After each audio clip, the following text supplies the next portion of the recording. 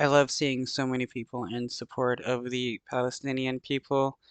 You have thousands upon thousands of people protesting around the world in support of the Palestinian people.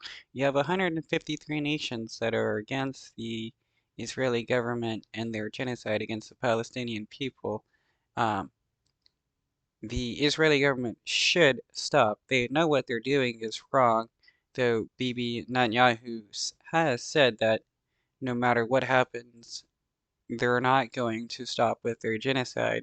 This is why there needs to be troops sent to Gaza and the West Bank in order to help protect the Palestinian people from the Israeli government and their military. This was the seventh major pro-Palestine march through London. Many had demonstrated before, but one new protester, Little Amal, a giant puppet of a young Syrian refugee. In Arabic, Amal means hope. She represents all displaced children. Again, marchers called for an immediate ceasefire in Gaza. People coming out every week. Like a good percentage of the population in Gaza is mostly children. So to act like a genocide against them is okay because of Hamas or whatever is pretty psychotic because these kids did not choose Hamas to be in power or anything like that. They're just kids trying to live their lives while the Israeli government is just continually bombing them and calling them terrorists and animals. Weekends saying a basic thing, just cease fire. Many celebrated this week's charge of genocide brought by South Africa against Israel at the International Court of Justice. I don't think that would have happened without all the awareness that has been going on through these demonstrations. So I think it's very important. Israel does need to be able to defend itself. No question about that. But there's also no question about the length to which the Israeli army is going.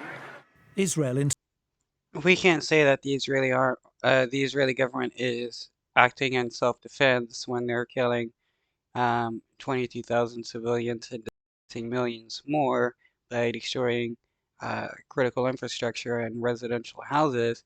Like most of the people, or a large percentage of the people killed by the Israeli government has been kids. That is not self-defense when you're killing kids. That is just outright murder. insists the genocide charge is false and grossly distorted. It's fighting Hamas, it says, not the Palestinian people. The Israeli government can continue to claim that they're fighting Hamas, but it's obvious that they're not attacking Hamas when you have 22,000 civilians killed and only like a handful or so of Hamas agents. That's not a war against Hamas, that's a war against Palestinians. And when you have ministers in the Israeli government calling every single Palestinian a terrorist or an animal and that they should be eradicated, it is obvious that their plans is not to fight Hamas, but anybody in Gaza.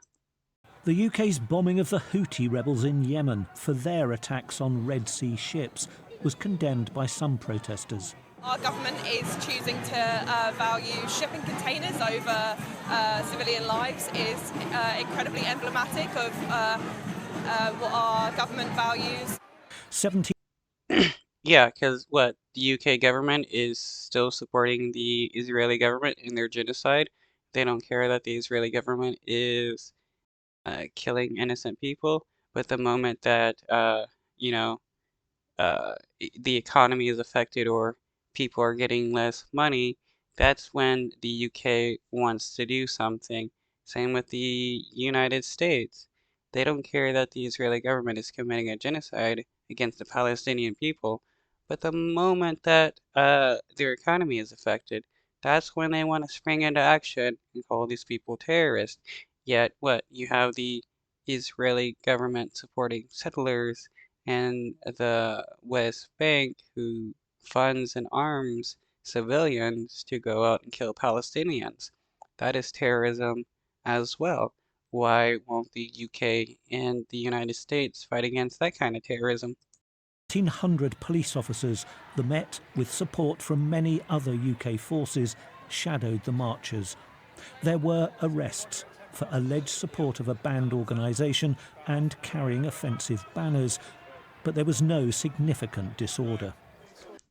So I wonder if you had Jewish people flying a banner saying from the to the sea, if they would be arrested for their calls of genocide of the Palestinian people, or if you know, Jewish people protested in support of the Israeli government and their genocide, would they be arrested for the promotion of violence and hate crimes against people?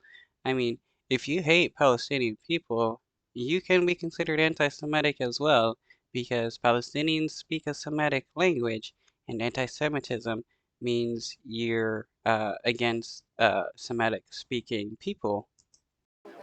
The officer in charge said other suspects could be arrested later. Sometimes what we will end up doing is dealing with investigations after the event when people have taken pictures of something that might be anti-Semitic or be inciting a hate crime, and then we'll investigate it retrospectively. The organisers. But how is being in support of the Palestinian people anti-Semitic? How is that a hate crime to not want to see kids and other innocent people not killed by another government? Is it a hate crime to be in support of the Ukrainian people and against the genocide by the Russian government?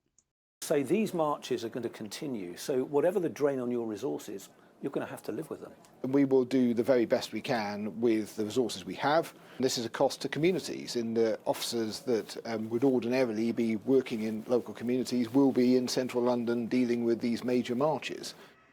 The London March was part of a global day of pro-Palestine action involving 30 countries.